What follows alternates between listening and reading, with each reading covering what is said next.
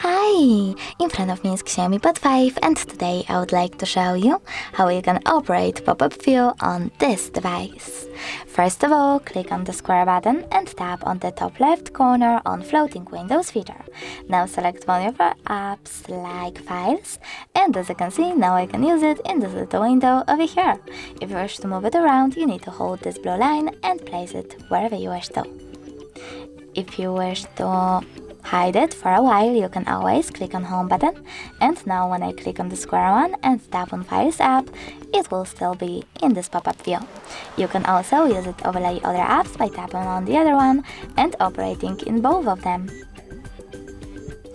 If you wish to close this window, you can do that by going into background apps again and swiping it to the top.